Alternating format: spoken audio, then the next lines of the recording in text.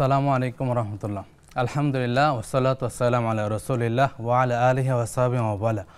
1447 হিজরি 4ই রবিউল সানি রোজ শনিবার পরন্ত বিকেলে সবাইকে স্বাগত জানাচ্ছি। আমি ডাক্তার জুবাইর আল মাহমুদ। উপভোগ করছেন আপনাদের প্রিয় চ্যানেল নেক্সাস টেলিভিশনের নিয়মিত আয়োজন বেকমেস বিস্কিটস নিবেদিত ইসলামী জীবন বিধান। আমাদের সাথে আজকে অতিথি হিসেবে আছেন বর্ষিয়ান আলেম দ্বীন, বিশিষ্ট লেখক, চিন্তাবিদ ও গবেষক প্রফেসর ডক্টর এবিএম হিজবুল্লাহ হাফিজাহুল্লাহ, সম্মানিত খতিব বাইতুস সুজুদ জামে মসজিদ, পশ্চিম শেওড়াপাড়া, মিরপুর, ঢাকা। আসসালামু আলাইকুম রাহমাতুল্লাহ। ওয়া আলাইকুম আসসালাম ওয়া রাহমাতুল্লাহি ওয়া বারাকাতুহু। শেখ কেমন আছেন? আলহামদুলিল্লাহ। আপনাকে আমাদের অনুষ্ঠানে স্বাগত জানাচ্ছি। আমি আপনাদের সবাইকে মোবারকবাদ জানাচ্ছি। জাযাকাল্লাহু খাইরান। ওয়া প্রিয় দর্শক, আপনারাও সংযুক্ত হতে পারেন আমাদের সাথে স্ক্রিনে প্রদর্শিত নম্বরটিতে ফোন কলের মাধ্যমে। পাশাপাশি সংযুক্ত হতে পারেন আমাদের social media Nexus television Islamic এর ফেসবুক পেজ এবং YouTube channel Nexus television Islamic subscribe করে আমাদের সাথেই থাকুন। প্রিয় দর্শক, আজকে যে গুরুত্বপূর্ণ বিষয়টি নিয়ে আলোচনা করব তা হলো আখিরাতের প্রস্তুতিতে দুনিয়ার জীবন, অথবা দুনিয়ার জীবনে আখিরাতের প্রস্তুতি। দুনিয়া একটি মাধ্যমিক একটি অবস্থা আমাদের, এটা আমাদের জন্য একটা পরীক্ষা ক্ষেত্র। এই দুনিয়াকে উতরিয়ে আমরা আখিরাতে যাব এবং কি এর মাধ্যমে আমরা হয় চূড়ান্ত সাফল্য অর্জন করব অথবা আমাদের চূড়ান্ত ব্যর্থতার জীবন শুরু হবে। একটা কথা প্রচলিত আছে, আর দুনিয়া মাজরাতুল আখিরা, বলা হয়ে থাকে দুনিয়া আখিরাতের শস্যক্ষেত্র। অর্থাৎ দুনিয়াকে কাজে লাগিয়ে আমাদেরকে জান্নাত গ্রহণ করতে হবে অথবা আমাদের আখিরাতের জীবনটাকে সৌন্দর্যমণ্ডিত করতে হবে। রাসূলুল্লাহ সাল্লাল্লাহু আলাইহি ওয়াসাল্লাম বলেছেন, কুম ফিদ দুনিয়া কাআন্নাকা গরিবুন আও আবিরুস সাবিল, অর্থাৎ দুনিয়াতে এমনভাবে অবস্থান করো যেন তুমি একজন পথিক অথবা একজন মুসাফির। পথিক অথবা মুসাফির যেমন অল্প সময়ের জন্য সে তার গন্তব্যের লক্ষ্যে একটা অংশ সময় সে ব্যয় করে পরবর্তীতে আবার সে তার পুরনো গন্তব্যে ফিরে যায়, একইভাবে দুনিয়ার জীবনকে আমাদের মূল্যায়ন করতে হবে। আর এই সম্পর্কে আমরা শাইখের কাছ থেকে আরও বিস্তারিত জানবো ইনশাআল্লাহ। যে শাইখ, আজকে আমাদের আলোচনার বিষয় দুনিয়ার জীবনটাকে আমরা কিভাবে কাজে লাগাতে পারি যাতে আখিরাতে সফলতা অর্জন করতে পারি। নাহমাদুহু ওয়া নুসাল্লি আলা রাসূলিহিল কারীম, আম্মা বা'দ। জাযাকাল্লাহু খাইর। সুন্দর একটা বিষয়কে সামনে রেখে আমরা আমাদের আলোচনা করব। আসলে দুটি শব্দ, একটি হচ্ছে দুনিয়া আর হচ্ছে আখিরাত। দুনিয়ার পরিচিতি কি? দুনিয়ার পরিচিতি হচ্ছে সৃষ্টির জন্য নির্ধারিত একটা সময় যেখানে তাদের অবস্থান, এটি হচ্ছে দুনিয়া। দুনিয়ার আরেকটি পরিচয় হচ্ছে যার শুরু আছে শেষও আছে। যেমন আমার দুনিয়া, আমি যখন জন্মগ্রহণ করেছি তখন থেকে শুরু। এখন যখন আমি মৃত্যুবরণ করব ইমানের সাথে ইনশাআল্লাহ, তখন আমার শেষ দুনিয়া। এইভাবে সবার জন্যই দুনিয়া এইভাবে শুরু আছে, শেষও আছে। কিন্তু আমাদের যখন এই জীবনটা শেষ হয়ে যাবে তখন আমাদের কি হবে, এটাই হচ্ছে মূল কথা। আসলে এই মৃত্যুটাই হচ্ছে আমাদের আখিরাতের দরওয়াজা, আখিরাতের প্রবেশপথ। মৃত্যুর মাধ্যমেই আমরা আখিরাতের যাত্রা শুরু করি। এখন প্রশ্ন হলো, দুনিয়াতে আমরা কতদিন থাকব, আর আখিরাতেও বা আমাদের অবস্থান কতদিনের হবে? উত্তর, দুনিয়ার অবস্থান আমাদের ঠিক ততদিনই হবে যতদিন আল্লাহ রাব্বুল আলামিন আমাদের জন্য নির্ধারণ করেছেন। জি, আমার জন্ম থেকে মৃত্যু পর্যন্ত। কেউ 100 বছর বেঁচে থাকেন, কেউ আর একটু বেশি, কেউ কম। কমের মধ্যে দেখা যায় প্রায় 60 থেকে 70, এর মধ্যেই অধিকাংশেরই যাত্রা বিরতি হয়। তো এটা আপনার হাতেও না, আমার হাতেও না, এটা হচ্ছে যিনি আমাদেরকে সৃষ্টি করছেন তার হাতে। কোরআনে কারীমের মধ্যে এটি বলা হয়েছে, ওয়ালা ইউআখিরুল্লাহু নাফসান ইযা জাআ আজালুহা। কোনো প্রাণীর জন্য যখন তার মৃত্যু এসে যাবে তখন 1 সেকেন্ড এদিক সেদিক করার সময় থাকবে না। তো এটি হচ্ছে আমাদের দুনিয়ার শুরু এবং শেষ। কতদিন সেটা আল্লাহর হাতে। আর আখিরাতের যাত্রা শুরু হবে মৃত্যুর সাথে সাথে, কিন্তু এর কোনো শেষ নেই। সে আখিরাতের কতগুলো কার্যক্রম আছে, সেই কার্যক্রম শেষ করেই আমাদেরকে আমাদের চূড়ান্ত গন্তব্যে যেতে হবে। যেমন কয়েকটা কার্যক্রম, একটা হচ্ছে আমাদের কবরের জীবন,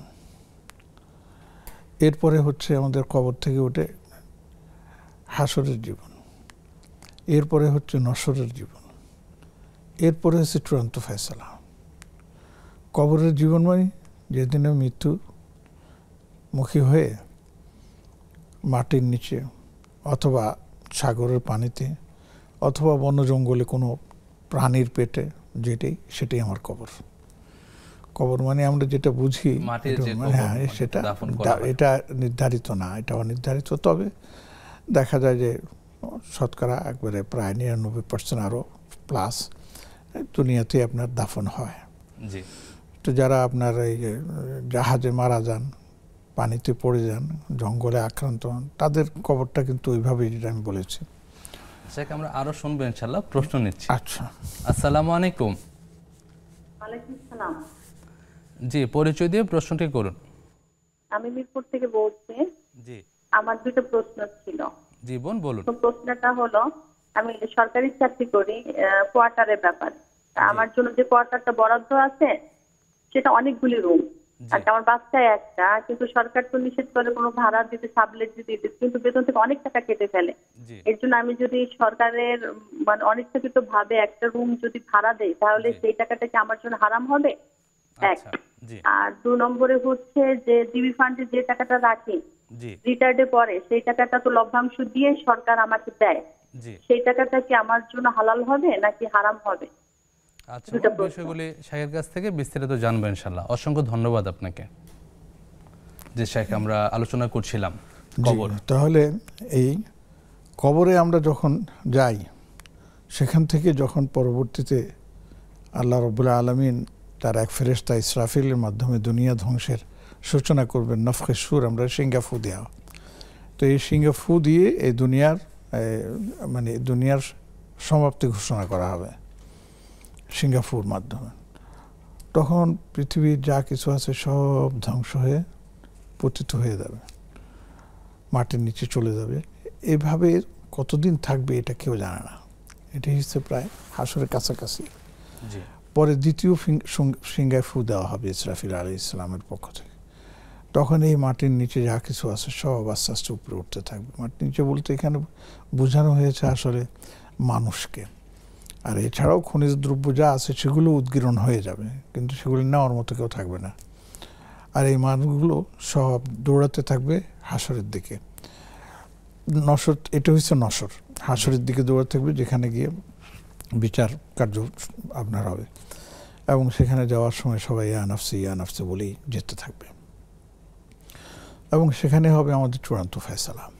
এখন প্রশ্ন হলো যে এই মৃত্যু পরবর্তী জীবন, যেটা আখেরাতে আমার যাওয়ার পথ, এবং পরবর্তীতে জান্নাত হোক বা জাহান্নাম হোক, সেখানে আমার চূড়ান্ত ফয়সালা।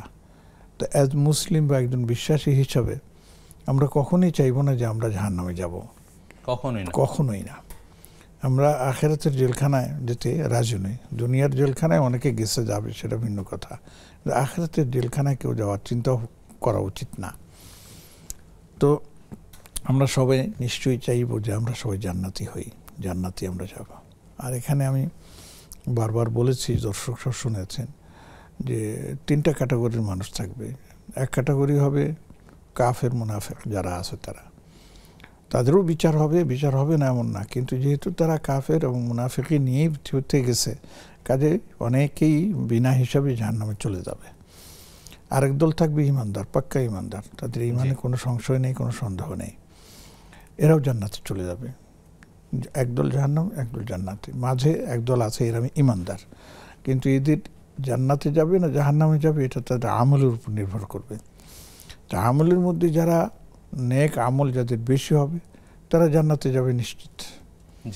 আর যাদের নেক আমল কম হবে, বেশি হবে না, তারা কিন্তু আখিরাতের জেলখানায় কিছুদিনের জন্য হলেও মেহমান হতে হবে, অবস্থান করতে হবে।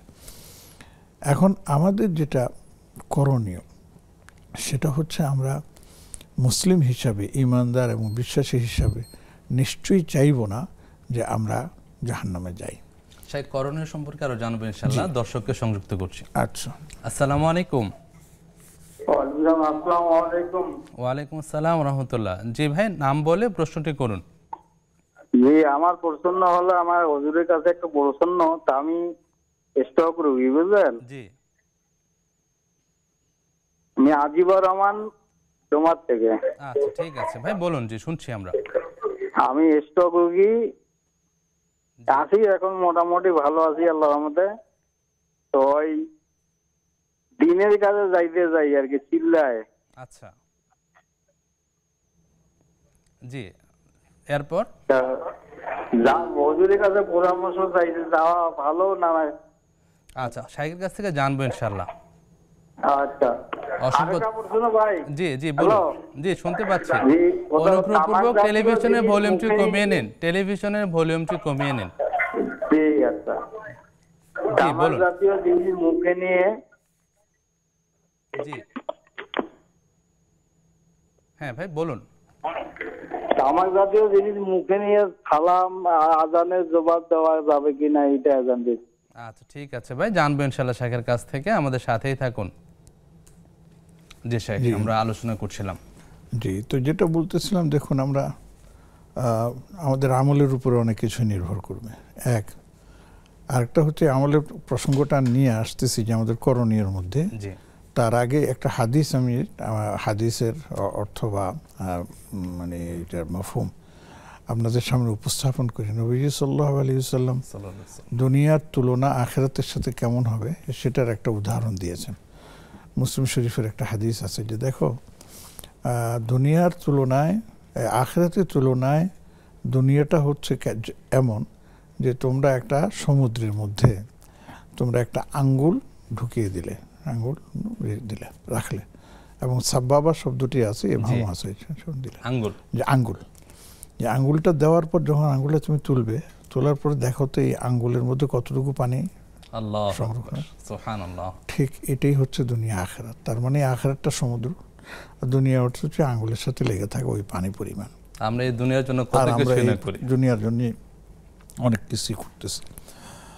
তো এখান থেকে আমাদেরকে নবীজি সাল্লাল্লাহু আলাইহি ওয়াসাল্লাম বুঝিয়েছেন তোমরা দুনিয়াদার না হয়ে আখিরাতের প্রতি তোমরা আকর্ষণ অনুভব করো, আখিরাত মুখী হয়ে যাও। কেননা দুনিয়ার ওয়াল আখিরাতু খায়রুন ওয়া আবকা, দুনিয়াটা শেষ হয়ে যাবে কিন্তু আখিরাত শেষ হবে না। আখিরাত কখনোই যিনি বলে আপনার ধ্বংস হবে না। অতএব যে দুনিয়াতে আমি সব কিছুই অর্জন করলাম, সব কিছুই ভোগ করলাম, কিন্তু শেষ পর্যন্ত মৃত্যুর মাধ্যমে সেটাকে ছেড়ে যেতে হবে। কাজে এই দুনিয়ার পিছনে লেগে থেকে আমার আখিরাতকে কেন আমি বরবাদ করব? একজন ঈমানদারের মূল টার্গেট এবং লক্ষ্য এবং উদ্দেশ্যই হচ্ছে যে তিনি আখিরাতে সফল হবেন। আল্লাহ সুবহানাহু ওয়া তাআলা আমাদের সবাইকে তৌফিক দান করুন। শেখ, বিরতির সময় হলো। প্রিয় দর্শক, উপভোগ করছেন বেকমেস বিজনেস নিবেদিত ইসলামী জীবন বিধান। সময় হলো একটি ছোট্ট বিরতিতে যাবার, ফিরছি কিছুক্ষণ পর, আমাদের সাথেই থাকুন।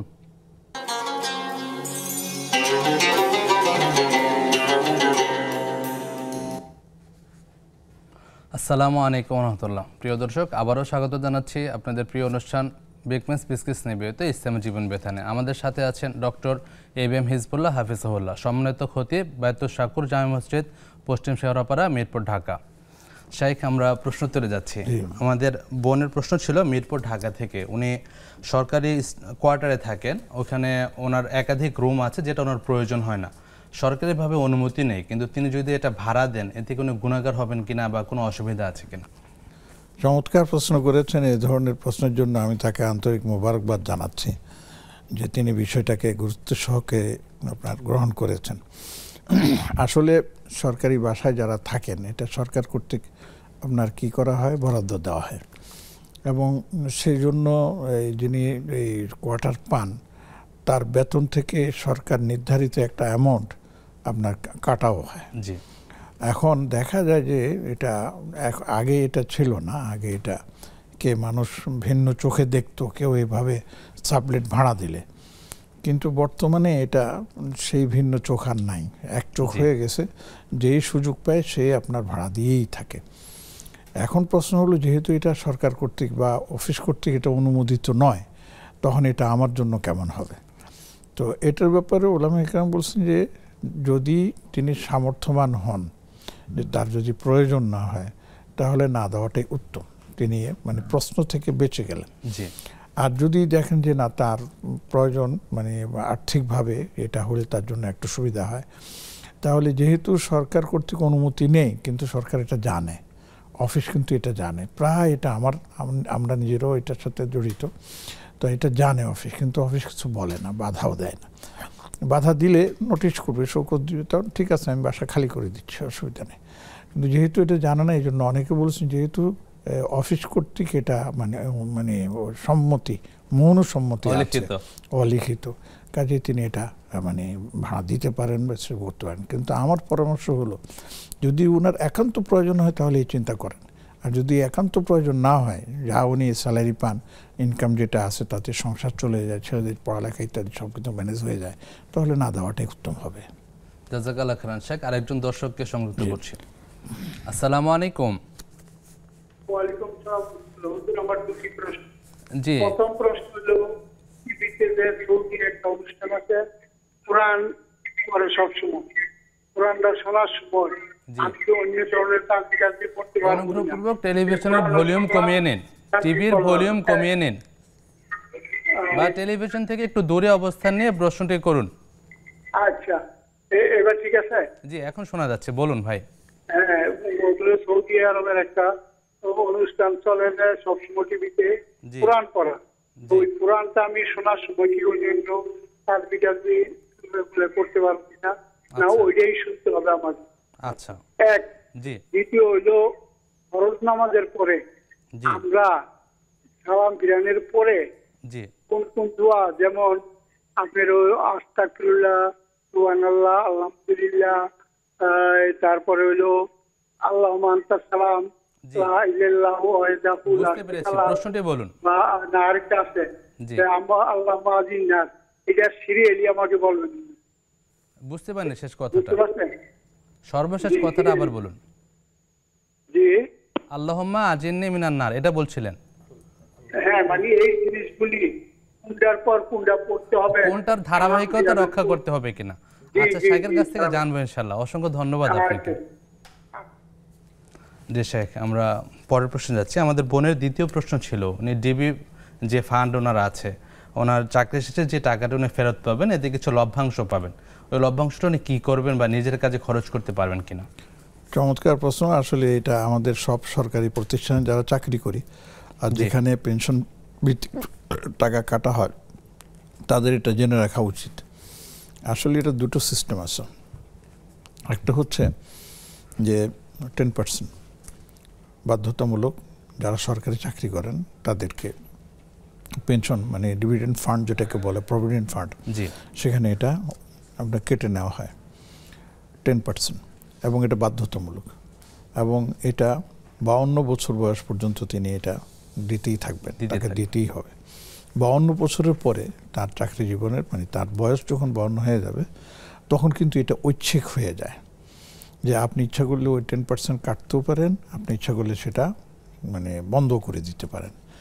এই ক্ষেত্রে আমাদের পরামর্শ হচ্ছে, যেহেতু এখন আর বাধ্যতামূলক নেই, এই জন্য এই ক্ষেত্রে বন্ধ করে দেওয়াটাই হচ্ছে উত্তম। কারণ এটা যদি কেটে দেওয়া হয়, তাহলে এই রাখা হয়, তাহলে এটার উপরে কিন্তু সুদ আসবে, যেটা পাবে সেটা সুদ হিসাবে গণ্য হবে, সেটা আর বেতন হিসাবে গণ্য হবে না। কিন্তু 52 বছর পর্যন্ত যেটা আপনার কাটা হবে, তিনি যেন অফিস থেকে এটা জেনে নেন যে কতদিন পর্যন্ত, হিসাবটা নিয়ে নেন, এবং কতদিন পর্যন্ত বাধ্যতামূলক কাটবে সেটাও যেন উনি সেখান থেকে জেনে নেন। তো এরপরে উনি সেটাকে বাতিল করে দেবেন। 1। 2 নম্বর হচ্ছে যে এই যে বাধ্যতামূলক যে টাকাটা তার থেকে কাটা হয়েছে, এই টাকাটা যখন তিনি পেনশন পাবেন, এটার উপরে যে লভ্যাংশ, কেউ বলে সুদ, যাই বলুক, এটা তিনি খেতে পারবেন, নিতে পারবেন, ব্যবহার করতে পারবেন, কারণ এখানে তার কোনো হাত নেই। সরকারি ইয়ের মধ্যে এটা যেখানে হাত আছে, সেটা যেটা বললাম, যদি আমার বেতন থেকে আপনি কাটবেন না, তাহলে কিন্তু এখান থেকে আর নেওয়া যাবে না। যেহেতু এখানে আমার হাত নেই, আমাকে বাধ্যতামূলক আমার বেতন থেকে কেটে নিচ্ছে, এখানে আমার কিছু করার নাই। ওনারই টাকা ছিল, হ্যাঁ ওনারই টাকা এটাই। এখন পরবর্তীতে যে লভ্যাংশ দিচ্ছে এটা তাকে কি যেন দিচ্ছে, এটা তার বেতন হিসাবে এটা গণ্য হবে। আচ্ছা, আর যেটা মানে তার মানে ইয়ের বাহিরে কাটা হয় ইচ্ছাকৃত, যেমন অনেক আবার 10%-এর জায়গায় 25% পর্যন্ত কাটায়, কারণ বাকি 15%-এ তিনি লভ্যাংশ নিতে পারবেন না, কারণ সেটা হচ্ছে তার এখতিয়ার, সেটা বাতিল গণ্য এবং সেটার উপরে যেটা আসবে সেটা সুদ হিসাবে গণ্য হবে। এটা কিন্তু স্পষ্ট ক্লিয়ার। আমি সদ্য কি জানি বলে একটা রিপোর্ট পেয়েছি যে এই সিস্টেমটা নাকি এখন উঠে গেছে, তুলে নিচ্ছে সরকার বা যারা আছে। এটা জানতে হবে, যদি সরকার এটা তুলে নেয় যে আমার টাকা কাটা যাবে কি যাবে না, এটা কর্মরত এমপ্লয়ি যিনি আছেন তার উপর নির্ভর করবে।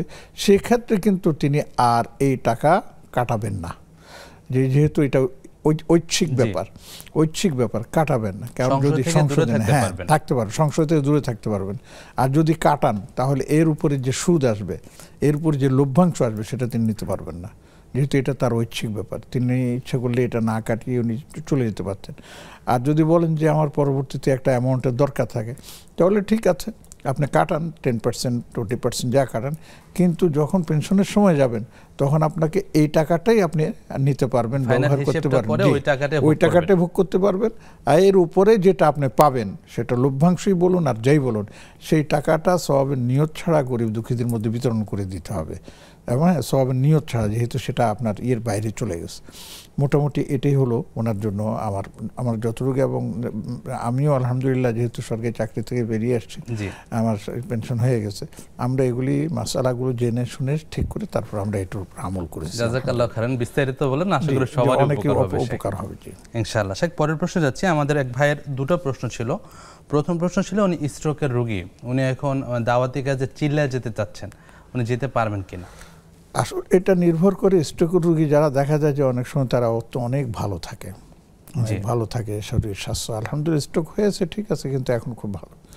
তো এটা যদি তিনার মানসিকতার উপর রয়েছে, যদি এই ধরনের হয় তাহলে তিনি আলেমদের নেতৃত্বে যে সমস্ত আপনার মানে তাবলীগে দাওয়াতি কাজগুলো চলে সেখানে তিনি অংশগ্রহণ করতে পারবেন, যেতেও পারবেন। তবে লম্বা সময় না দিলেন, 3 দিনের জন্য গেলেন, 10 দিনের জন্য গেলেন, চিল্লার জন্য গেলেও যদি যেতে চান তাহলে যেতে পারবেন। এবং সেখানে মজার ব্যাপার হচ্ছে যে এই সমস্ত গেলে যারা সাথীরা থাকে, সাথীরা কিন্তু খুব হেল্পফুল থাকে।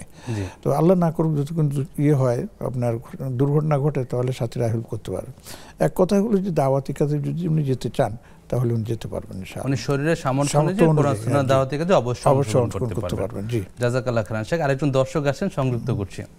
আসসালামু আলাইকুম। জি, আসসালামু আলাইকুম। ওয়া আলাইকুম আসসালাম ওয়া রাহমাতুল্লাহ। জি বোন, প্রশ্নটি করুন। হুজুর, আমি আমার কথাটা মন দিয়ে শুনবেন। আমি গতকালও প্রশ্ন করছি কিন্তু উত্তর পাই নাই। আচ্ছা, আমার প্রথম প্রশ্ন হলো, আমার যখন আর্থিকভাবে একটু টানাপোড়েনে ছিলাম, আমার মেয়ের পিছু ছিল হিন্দু, 2 বছর আমার মেয়েকে বিনা পয়সায় পড়াইছে। আচ্ছা, তো ও স্যারের বোনের বিয়েতে দাওয়াত দিতে আমি যাই নাই। তো স্যারের নিজের বিয়েতে বাসায় এসে কার্ড দিয়ে দাওয়াত দিয়ে গেছে, না গিয়ে পারি নাই, গেছি। এখন ওখানে গিয়ে জিজ্ঞাসা করছে যে আমরা খেতে পারবো কিনা। ওখানে বলছে যে মুসলিম বাবুর্চি দিয়ে রান্না করছি, খেতে পারবেন। এখানে যে খাইছি এটা আমার কোনো গুনাহ হয়েছে কিনা, যদি হয়ে থাকে আমি কি করব একটু জানাবেন। প্রথম প্রশ্ন। আচ্ছা আচ্ছা বোন, একটু সংক্ষেপে প্রশ্নগুলি করুন। জি, পরের প্রশ্নটি করুন। জি, দ্বিতীয় প্রশ্ন হলো আমরা যে টিভিতে আছে চ্যানেলে, ওই মক্কার একটা চ্যানেল আছে, ওখানে সকালে আমি এই 30 পারার একটা ইয়াসানা সিজদা ওয়াসজুদ ওয়াক্তারিব, ওটা শুনছি, এটার জন্য সিজদা দিতে হবে কিনা। আচ্ছা, ঠিক আছে বোন, আমরা আপনার প্রশ্নগুলোর উত্তর শেখের কাছ থেকে জানবো ইনশাআল্লাহ। অসংখ্য ধন্যবাদ আপনাকে। শেখ, আমরা পরের প্রশ্নে যাচ্ছি। আমাদের ভাইয়ের দ্বিতীয় প্রশ্ন ছিল যে তামাক জাতীয় কিছু মুখে রাখা অবস্থায় আজানের জবাব দেওয়া যাবে কিনা। তোমাকে প্রথম উত্তর আমি বলবো রাখবেন কেন। জি, তামাক তুই বলতে আমার যতটুকু মনে পড়ে উনি হয়তো পান জর্দা মানে খেয়ে থাকবেন, সাদা পাতা, না গুল সাদা পাতা, এগুলি তো সাদা পাতাটা ভিন্ন আছে, গুল রাখাই করা যায় না। তবে এটা সুন্দর উত্তর হচ্ছে যে না, যাবে, এটাতে আপনার করা যাবে। যেহেতু ওই পানের কে যেন বলে গুল বলেন, সাদা পাতা বলেন, বা জর্দা নিয়ে বেশ কিছু আপনার আছে, বিতর্ক আছে। জি। এগুলোকে অনেকে হারাম বলেন, অনেকে বলে যে না হারাম না, মাকরু। জি। আবার অনেকে বলেন যে না এটা জায়েজ আছে। তাহলে আর তার মুমিন মাকরু কাজই কেন করবে? দরকার কি এটির জন্য? ঠিক জাযাকাল্লাহ আছে। খাইর। হ্যাঁ, শেখ, আমরা এখন অনলাইনে কিছু প্রশ্ন যাচ্ছি। জি। আমাদের বোন আয়েশা ইসলাম, ওনার প্রশ্ন ছিল মেয়েদের নাম দোহা বা দোহা রাখা যাবে কিনা? দোহা বা দোহা এটা বুঝিনি, বা দোহা বললে জি, ওটাই বুঝিয়েছেন। ওটাই বুঝিয়েছেন। হ্যাঁ, রাখা যাবে, কোনো সমস্যা নেই, যেহেতু এটা আলোর অর্থে ব্যবহার হয়। সূরার একটা নাম। জি, নামও আছে। জি। শেখ, আমাদের পরের প্রশ্ন বোন শিরিন আক্তার সুমি, ওনারও অনলাইনে প্রশ্ন ছিল যে মোবাইলে কোরআন ডাউনলোড করা আছে, তো ইনি শুয়ে কোরআন তিলাওয়াত করতে পারবেন কিনা? তেলাওয়াত না শোনাও আছে, তেলাওয়াত করাও আছে, দুইটাই আছে। কোরআন ডাউনলোড করা আছে জি মোবাইলে। জি, পারবেন, কোনো সমস্যা নেই, আলহামদুলিল্লাহ। আল্লাহ পাক বলেছেন তার নেককার বান্দারা মানে দাঁড়ানো অবস্থায়, বসা অবস্থায়, শোয়া অবস্থায় আল্লাহ জিকিরে মশগুল থাকে, তো তেলাওয়াত আল্লাহ জিকিরের একটা অংশ, পারবেন ইনশাআল্লাহ। ইনশাআল্লাহ। পরের প্রশ্ন ছিল যে ওই মোবাইলে মাঝে মধ্যে দেখা যায় পায়ে টাচ হয় বা আপনার হয়তো ভালো মতো মোবাইলটা রাখা হয় না, এক্ষেত্রে কোনো অসুবিধা আছে? এটা একটা মারাত্মক প্রশ্ন, ভাই মারাত্মক মানে একটু সুন্দর প্রশ্ন করেছেন। এটা প্রায় বাসায় এটা হয়, বাচ্চাদেরকে খেলতে দিলে তখন তারা করে, তারপরে আমাদের নিজেদের অনেক সময় হয়ে যায় সবাই। তো আমি এখানে পরামর্শ দেবো যে চেষ্টা করবেন যেন পায়ে টাচ না করে, এবং মোবাইলটা একটু যত্ন সহকারে রাখার জন্য চেষ্টা করা, যেহেতু এটার মধ্যে কোরআনে কারীমের একটা ডাউনলোড আছে। জি, জাযাকাল্লাহ খান। শেখ, পরের প্রশ্ন যাবো একটা বিরতির পর। প্রিয় দর্শক, উপভোগ করছেন সরাসরি সম্প্রচারিত অনুষ্ঠান বেকমেস বিস্কিটস নিবেদিত ইসলামী জীবন বিধান। সময় হলো দ্বিতীয় বিরতিতে যাবার, ফিরছি কিছুক্ষণ পর, আমাদের সাথেই থাকুন।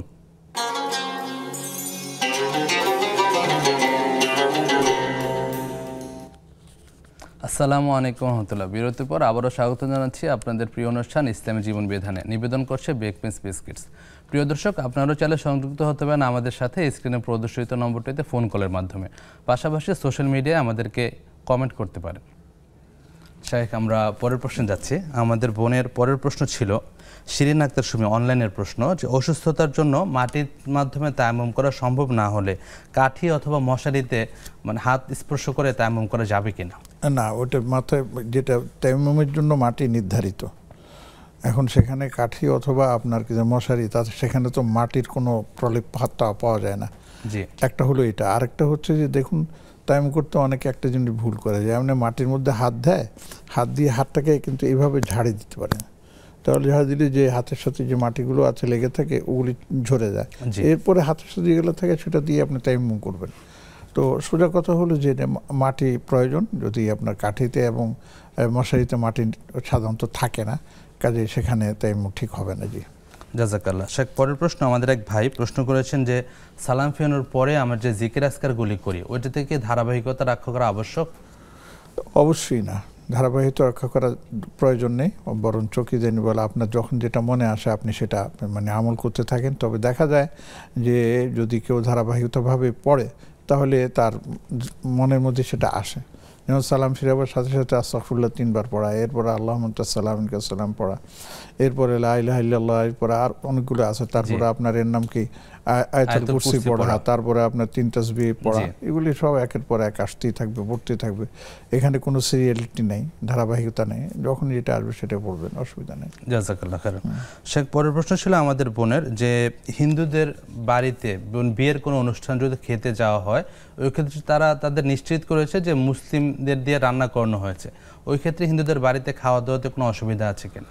আসলে এটা একটা মানে সুন্দর প্রশ্ন, এটা আমাদের দেশের সামাজিকতায় অনেক সময় ওরা আমাদেরকে দাওয়াত দেয় এবং আমরাও ওদেরকে অনেক সময় দাওয়াত দিয়ে থাকি, তারাও আসে। তো এক্ষেত্রে সৌজন্যতার খাতিরে, যেহেতু তারা জানে যে মুসলিমদের জন্য যেমন আপনার এর নাম কি গরু তারা খায়, হয়তো তারা গরু পাক করলো না, তারা খাসি পাক করলো অথবা তারা মুরগি পাক করলো, এবং তারা এটাও জানে যে বিসমিল্লাহ ছাড়া জবাই করা যাবে না, এই জন্য মুসলিম এর নাম কি আপনার বাবুর্চি দিয়ে তাদেরকে দিয়ে বিসমিল্লাহ পড়ে মুরগি জবাই করা, তারপর ছাগল জবাই করে এবার রান্নাবান্না করে তখন খেতে দেয়। যদি এটা আপনি নিশ্চিত হয়ে থাকেন তাহলে খাওয়াতে কোনো অসুবিধা নেই, এটা খাওয়া যাবে, অসুবিধা নেই। কিন্তু যদি অনিশ্চিত বা কোনো রকমের সন্দেহ কাজ করে তবে না খাওয়াই উত্তম। 2, 3 নম্বর, সৌজন্যতার খাতিরে আপনি যদি খান তাহলে খেলেও যে নিশ্চিত হওয়ার পরও আপনি ইচ্ছে করলে পরবর্তীতে এর একটা মূল্য নির্ধারণ করে সে গরিব দুঃখীদেরকে দিয়ে দিলেন, তাহলে এটা আপনারটা আপনি খেলেন, এরকম প্রসেসটা হয়ে যায় আর কি। যে আর মোটামুটি। খেতে হবে বিষয়টা তো তা না, না, এটা- অনেক সময় এটা- রাসূলুল্লাহ সাল্লাল্লাহু আলাইহি ওয়াসাল্লাম তার রুচির উপর হ্যাঁ, খাওয়া আছে, দাওয়া ইয়ে আছে, করতেন। আছে। জি না, অনেক সময় এটা হয় যে দাওয়াত দিছে যায় নাই, তো সৌজন্যতার খাতিরে। সৌজন্যতার খাতিরে ওরা রাগ করে বা ইয়ে করে, বা এটাও আছে গিয়ে দেখা করে চলে আসলাম, খেতে বললো যে অন্য সময় খাবো না, আজকে আর খাচ্ছি না, তো হয়ে গেল, অসুবিধা নেই। জাযাকাল্লাহ। শেখ, পরের প্রশ্ন ছিল যে কোরআনে অনেক সময় টেলিভিশনে কোরআনের তিলাওয়াত শোনা হয়, ওই সময় যদি সাজদার আয়াতের কোনো তিলাওয়াত শোনা হয়, ওই ক্ষেত্রে যিনি শুনছেন তাকে সাজদা দিতে হবে? এখানে দুটো মত আছে। একটা মত হচ্ছে যেহেতু সেখানে সরাসরি আমরা দেখতে পাচ্ছি যে কারি সাহেব তেলাওয়াত করতেছেন এবং আমরা শুনতে পাচ্ছি, তো যেহেতু এটা একটা মিডিয়া হয়ে আসতেছে, এই জন্য অনেকে বলছেন যে সেটার জন্য আপনার কি করা লাগবে না, এটার জন্য আপনার তিলাওয়াতের সাজদা। হ্যাঁ দেওয়া লাগবে না। তবে কিছু কিছু ওলামা আলেম বলছেন যে না, দেওয়াটা হচ্ছে উত্তম, কারণ আপনি যে মিডিয়ার মাধ্যমে শুনেন এটা তো আপনি তেলাওয়াত শুনতেছেন, শুনছেন, এবং এর মাধ্যমে অনেকে বলছে আপনি সওয়াবপ্রাপ্ত আপনি হচ্ছেন। জি যদি আপনি সেটা বলেন যে সেটা দেওয়া লাগবে না, তাহলে আপনি সওয়াব পাবেন কিনা সন্দেহ আছে, এটা একটা প্রশ্ন আসে। তো আমাদের আবার কিছু আলেম আছেন, ওনারাও একটু মজাক করেই বলেন, গান শুনলে যদি কি জানি বলে আমার গুনাহ হয়, তো সওয়াব, তেলাওয়াত শুনলে আমার সওয়াব হবে না কেন? আর যদি বলেন যে আমার সিজদা দেওয়া লাগবে না, তাহলে গান শুনলেও তো আমার কি জানি বললেন ইয়ার গুনাহ হওয়ার কথা না। যুক্তিটা সুন্দর ছিল। সুন্দর যুক্তি। তবে তো এই সিজদা জন্য দেয়াটাই উত্তম আমি সব দিক সেটার থেকে। পক্ষে যে আমরা যখন শেখ, শুনতে চাই। প্রাসঙ্গিক আরেকটা প্রশ্ন, আরেক ভাইয়ের প্রশ্ন ছিল যে মানে টিভিতে কোরআন তিলাওয়াত চলাকালীন তিনি শুনছেন, পাশাপাশি কি তাসবিহ করতে পারবেন? সুবহানাল্লাহ, আলহামদুলিল্লাহ, জিকির আজকার বা একসাথে কি দুইটা কাজ, একসাথে কি দুইটা কাজ করা যায়? একসাথে তো দুইটা কাজ করা যায় না। যখন তিনি শুনবেন মন লাগিয়ে শুনুন। আল্লাহ পাক কোরআনে কি বলেছেন, ওইজা আল কোরআন ফাসতামিলু আনসিতু লাআল্লাকুম তুরহামুন। শুনুন, চুপ থাকো এবং খুব মনোযোগ দিয়ে শুনো। আমি কাজ করতেছি কিন্তু আমার কান তেলাওয়াতের সাথে, এটা হচ্ছে আসল। আর যদি আপনি তেলাওয়াতের পাশাপাশি তাসবিহ করতে চান, তো তেলাওয়াতটা বন্ধ করে দেন, তাসবিহটা করেন, এটাই হবে সবচেয়ে ভালো। জি, জাযাকাল্লাহ খাইরান। আশা করি বিষয়টি স্পষ্ট হয়েছে। জি, শেখ, আরেকজন দর্শক অপেক্ষমান আছেন, যুক্ত করছি। জি। আসসালামু আলাইকুম।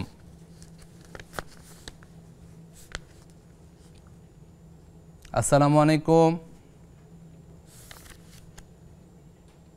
দুঃখিত, সংযোগটি বিচ্ছিন্ন হয়েছে।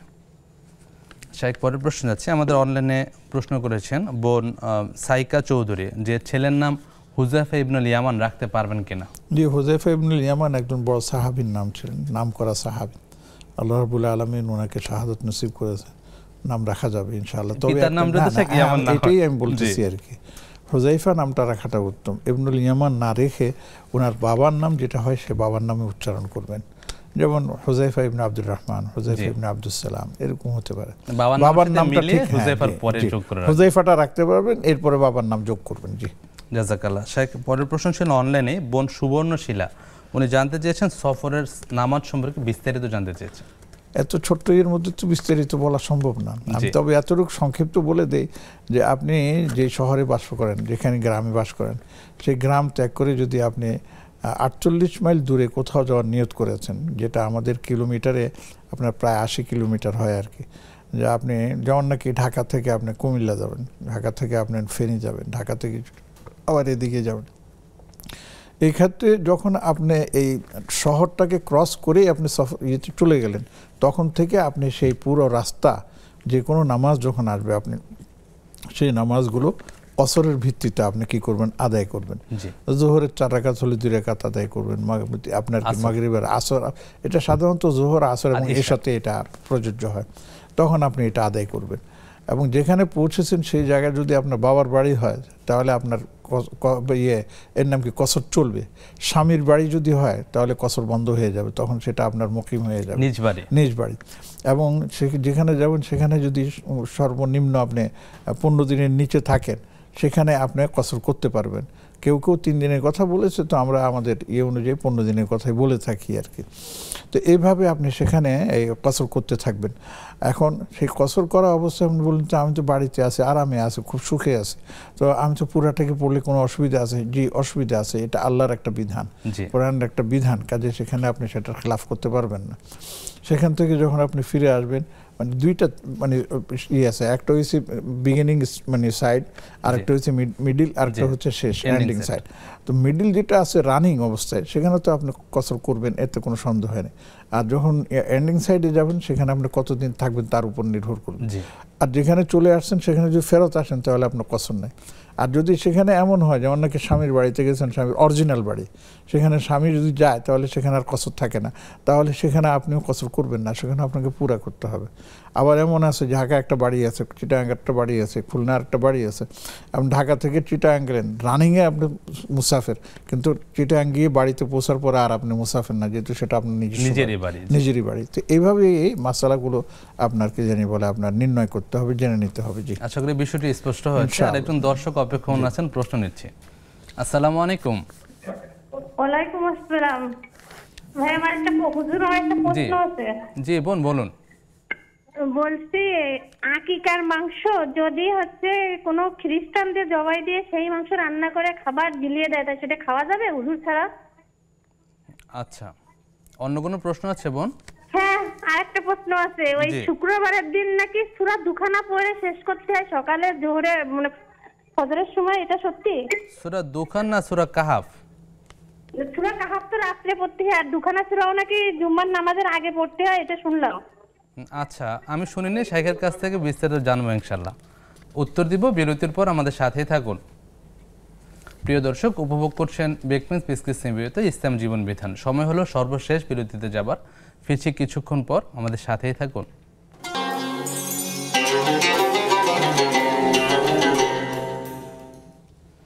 আসসালামু আলাইকুম। সর্বশেষ বিরতির পর আবারও স্বাগত জানাচ্ছি আপনাদের প্রিয় অনুষ্ঠান বেকমেন্স পিসকিস নিবেদিত ইসলাম জীবন বিধানে। আমাদের সাথে আছেন প্রফেসর ডক্টর হাফিজ এবিএম হিজবুল্লাহ হাফিজাহুল্লাহ। শাইখ, প্রশ্ন তুলে যাচ্ছি।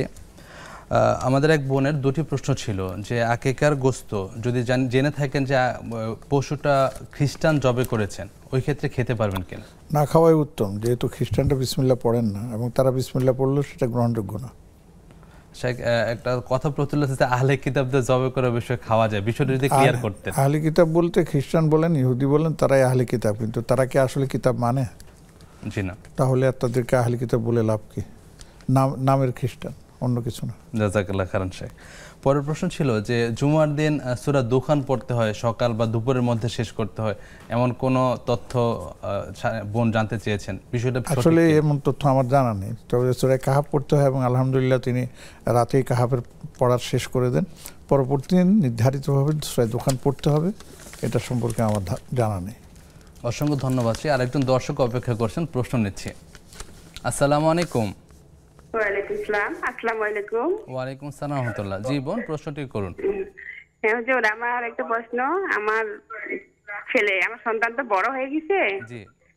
তা আমার সন্তানের মানে আকিকা দেওয়া হয়নি। এখন কি আকিকা দিলে মানে কুরবানির মাংস গরিব দুঃখী বা বিলান করে দিলে কেমন হবে? এটা হবে? আচ্ছা, অন্য কোনো প্রশ্ন আছে বোন? না, অসংখ্য ধন্যবাদ আপনাকে। আমরা জানবো শাইখের কাছ থেকে। জি শেখ, পরের প্রশ্ন যাচ্ছি। আমাদের বোন মাহফুজা মুস্তফা অনলাইন থেকে প্রশ্ন করেছেন যে নামাজে সিজদায় যে চোখ কিভাবে রাখার বিধান, খোলা বা বন্ধ রাখা যাবে কিনা? নামাজে চোখ বন্ধ করার কোনো বিধান নাই। জি। সেটা দাঁড়ানোর অবস্থায় হোক, রুকুতে হোক, অথবা আপনার বসায় হোক এবং সিজদায় হোক। সিজদাতেও আপনার এর নাম কি চোখ খোলা রাখবেন, এবং চোখ খোলা রাখার বিধান হচ্ছে যে যখন নামাজটি দেবেন তখন এই নাকটা আপনার সামনে থাকবে, তখন আপনি চোখে এই নাকের দিকে তাকিয়ে থাকবেন, এতটাই এনাফ, এর বেশি দরকার নেই। এমনি মাঝে মধ্যে চোখের পাতা আপ ডাউন করবে, সেটা ভিন্ন কথা, কিন্তু একবার বন্ধ করে হ্যাঁ সেটা হচ্ছে, কিন্তু বন্ধ করার কোনো ইয়ে নেই, সুযোগ নেই। জাযাকাল্লাহ। শাইখ, পরের প্রশ্ন অত্যন্ত গুরুত্বপূর্ণ। আমাদের বোন সাইদা মিম অনলাইন থেকে প্রশ্ন করেছেন যে অনেক সময় মারা বা বাবারা সন্তানদের খাওয়ানোর জন্য মিথ্যা কথা বা মিথ্যা গল্প বলে থাকে, বিষয়টি কিরূপ? আসলে মিথ্যা বলা উচিত না। জি। গল্প যদি বলতেই হয় তাহলে সত্য গল্পের অবলম্বনে বলা যেতে পারে। জি। বিশেষ করে আমরা বলবো যে আপনারা দেখেন অনেক নবীর গল্প আছে, অনেক সাহাবীর গল্প আছে, অনেক মনীষীর গল্প আছে, আবার বাচ্চাদেরও অনেক ধরনের গল্প আছে। এগুলি এখন আগেকার দিনে এই ধরনের বই পাওয়াটা কঠিন ছিল, এখন এটা অ্যাভেলেবল পাওয়া যায়। আপনি সেই এর নাম কি টেলিভিশনে দেখায় বা দেখায় ইঁদুর আর মাছের খেলা খেলে তো কোনো লাভ নেই। বাচ্চাদের এমন কিছু শেখান, এমন কি গল্প শোনান যে গল্পগুলো শুনলে তাদের ব্রেনে সেটা ক্যাচ করে এবং তারাও সেরকম কিছু হওয়ার চেষ্টা করবে, শিক্ষা এই ধরনের গ্রহণ বলতে করতে দেয়। পারবে। এবং নিজেদের বাবার গল্প বলেন, মায়ের গল্প বলেন, দাদুর গল্প বলেন, আমার দাদু এমন ছিল, দেখো আমার মা এরকম ছিল, তোমাদের দাদু এরকম বলেছেন, তোমাদের নানু এরকম বলেছেন, এগুলো ওরা কিন্তু খুব আগ্রহ ভরে শোনে। জি। এবং এগুলোতেই কিন্তু আমাদের বাচ্চাদের কিন্তু অনেক মানে Upbringing-টা ভালো হয়। তা আমি বলবো যে বানানো গল্প না শোনানোই উচিত। হ্যাঁ, অনেক সময় গল্প ছলে আপনার এই যে এর নাম কি, এই যে পশু প্রাণী গল্প বলা যায়, সেটাও বলতে পারবেন, কাকের গল্প বলতে পারেন, এগুলো বাস্তব, এবং শালিকের গল্প বলতে পারেন, বাঘের গল্প, সিংহের গল্প, এই ধরনের কথাগুলো আপনার আসতে পারে। ওরাও শিখলো, গল্প বলাও হলো, যে কিন্তু মিথ্যার আশ্রয় নেওয়াটা ঠিক না। জি শেখ, পরের প্রশ্ন আমাদের বোন একটু আগে যে প্রশ্নটা করলেন যে ছেলে বড় হয়ে গিয়েছে, এই ক্ষেত্রে না আকিকা দিতে পারবেন কিনা, বা আকিকার গোস্তটা কিভাবে বন্টন করবেন? মাশাআল্লাহ, খুব সুন্দর প্রশ্ন করছেন। আকিকার গোশত, আকিকা যদি দেওয়া না থাকে 70 বছরও দেওয়া যায়, কোনো অসুবিধা নেই। এবং আগে যদি দেওয়া না থাকে মৃত্যুর পরেও দেওয়া যায়, এটার বিধান আছে আলহামদুলিল্লাহ। অতএব তিনি একবারে নিশ্চিন্তে, যদি কারো এরকম থাকে যে ছেলে বড় হয়ে গেছে, আকিকা দেওয়া হয় নাই, আপনি যে কোনো সময় দিতে পারেন, কোনো অসুবিধা নেই। এবং সেই গোশত আপনি নিজেও খেতে পারবেন, বাচ্চাদেরকেও খাওয়াতে পারবেন, যার আকিকা তাকেও দিতে পারবেন, আবার আশেপাশের পাড়া প্রতিবেশী গরিবদেরকেও আপনি দিতে পারবেন, কোনো সমস্যা নেই, আত্মীয় স্বজন সহ। জাযাকাল্লাহ খাইরান। শেখ, আজকের সর্বশেষ প্রশ্ন, যে অনেক সময় বাচ্চাদের খেলার জন্য বাসায় পুতুল রাখা হয়, তো বাসায় কি পুতুল রাখা যাবে? আসলে মেয়েদের জন্য, ছোট বাচ্চা মেয়েদের জন্য পুতুল রাখার বিধান আছে, কিন্তু এখানে একটা জিনিস আমরা খেয়াল করি, সেটা হচ্ছে যে এই পুতুলটার যেন হাতও আছে, পাও আছে, সব আছে, কিন্তু এই যে চেহারার যে কনস্ট্রাকশন যেটা আছে, এটা না থাকাটাই উত্তম। নাক, চোখ, তারপর আপনার ঠোঁট, এগুলো অনেক সময় মায়েরা আবার এই মানে ইয়ে দিয়ে, এই কলম দিয়ে এঁকে দেয়, এটা দরকার নেই। মানে সেটা একটা পুতুলই আছে, আসলে এটার ইয়ে আছে। মেয়ে বাচ্চাদের যেহেতু তারাও পরবর্তীতে কখন না কখন মা হবে, কখন সাংসারিক জীবন যাবে, এই জন্য অনেকে এটা অনুমতি দিয়েছেন যে হ্যাঁ, ঘরের মধ্যে বাচ্চাদের জন্য পুতুল রাখা বৈধ যেতে পারে, যে তাদের জন্য। জি, জাযাকাল্লাহ। শেখ, আমরা আলোচনা করছিলাম যে আখিরাতের জন্য দুনিয়ার প্রস্তুতি কি হবে। শেখ, কিন্তু সর্বশেষ আমাদের প্রস্তুতি সম্পর্কে একদমই কিছু বলছেন।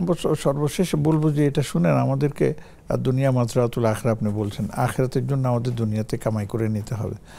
এবং আল্লাহ রাব্বুল আলামিন দুনিয়াতেই আল্লাহ পাক এটাও বলেছেন, দেখো মামা কুল মাতাউ দুনিয়া কালিল, যে দুনিয়াটা হচ্ছে স্বল্প, তো এটার পিছনে পড়ে নিজের জীবনটাকে আমরা হয়তো ভোগ করবো, কিন্তু ধ্বংস করে দেবো আখিরাতে গিয়ে, তো আমাদের সেটার প্রয়োজন নেই। অতএব আমি আমার দর্শকবৃন্দ সবাইকে অনুরোধ করতেছি, এবং আমি নিজেকেও আমার এই নসিহা করতেছি, যে আসুন আমরা আখিরাতকে প্রাধান্য দিই, একটু অল্প তুষ্ট থাকি, কষ্ট করে হলেও আমরা আল্লাহর নিয়ম কানুন করণীয় যেগুলো আছে এগুলো আমরা মানবো, যেগুলি বর্জনীয় সেগুলি আমরা বাদ দিব, নিজের চোখের হেফাজত করব, মনের হেফাজত করব, মিথ্যা কথা বলবো না, হারাম উপার্জন করব না, হারাম থেকে নিজেকে বাঁচবো।